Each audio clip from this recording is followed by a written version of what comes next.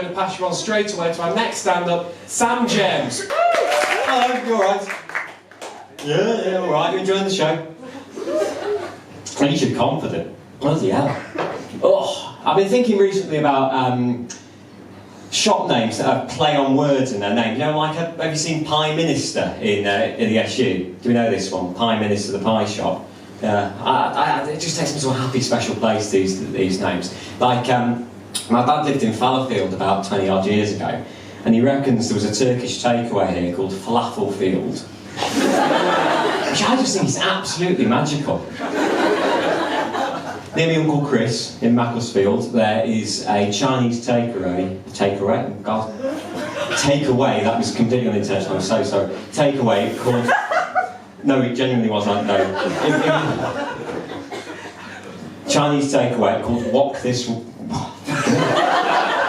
Chinese takeaway called Walk This Way. Laugh now, it's like I can get my mouth ready. Fucking hell. Inadvertent racism, I didn't know.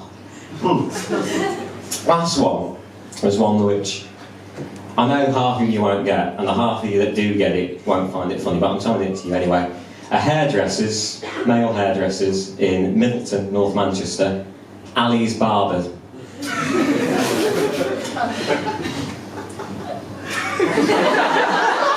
Now, the reason I've been thinking about this is because over the weekend, Friday, Saturday, I went on a walking holiday in a place called Haworth. Woohoo, yeah. And for those of you who don't know, Haworth is a village in southwest Yorkshire, which was the home to, you know, the Bronte sisters, Emily and Charlotte Bronte. It's been lots of recognition in the room. And it's where they set, I think it was Emily Bronte's book, Wuthering Heights, is set there. So there's a lot of tourism based off the back of the Brontes and the back of Wuthering Heights, and people are always trying to get, you know, Bronte this, Bronte that into their name. I went to the Bronte Balti, fantastic curry house there. You got the Bronte Park, love the Bronte Park, very nice, lovely flower beds. But I was walking down the main street in Haworth, and I noticed that somebody had attempted to do play on words in their shop name, just got it so horrifically wrong. It did not work on any level at all. I mean, it was just horrendous, because it made no sense either. What they've done is they've called their shop Wuthering Books. Wuthering bloody books. I mean, it didn't make any sort of sense at all. And dry mouth. Oh, I've all got a bit of splashback there. Lucky me, pay extra. Yeah, well, you know, it made absolutely no sense, so I thought I'd spend the rest of the weekend trying to work out with my mate Teddy names that we could pitch to businesses in Haworth that could use Wuthering Heights as a sort of baseline, and we came up with one which was a florist that could be called Wuthering Flowers, which works on the sense that it's logical and it makes sense, but it didn't really work in the way that we wanted it to. And who would buy half-dead withered flowers? It makes absolutely no sense. And I thought of it more, and the only one that we came up with that held any sort of water was an idea to rename the Haworth public toilets Wuthering Shites.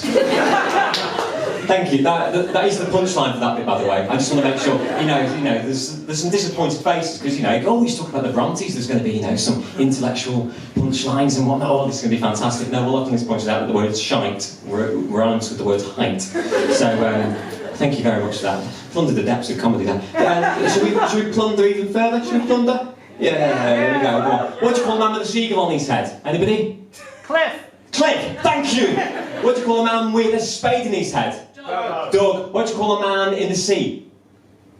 Bob. Shit one. This is one of mine, I think it's fucking brilliant. If you know it, don't shout out, because it'll ruin it for me. What do you call a man with no ankle? Tony. One final one. What do you call a man with a tiny willy? Justin. No.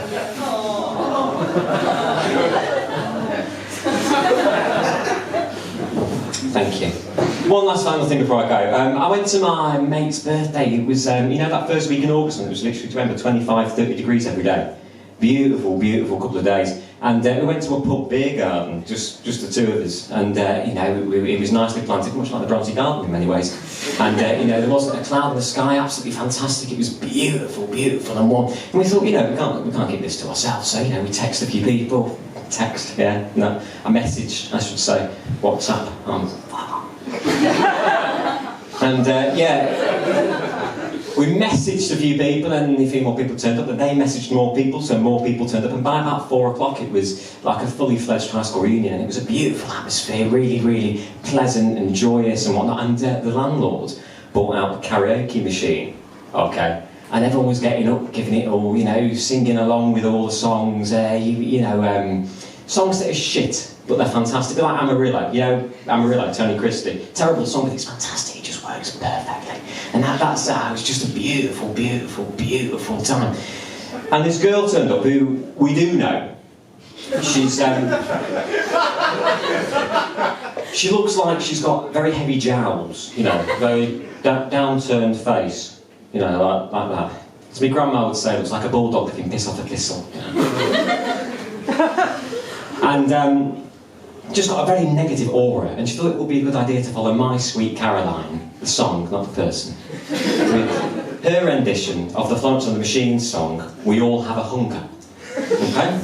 Just to put it in perspective, I was up there, and everyone was joining in, by the way, so if you would with me, chorus of Sweet Caroline after 4. 1, 2, 3, 4. Sweet Caroline, ba ba ba. Good times never seem so good, so good, so good, so good. Fantastic dancing around. She comes up. At 17, I started to starve myself.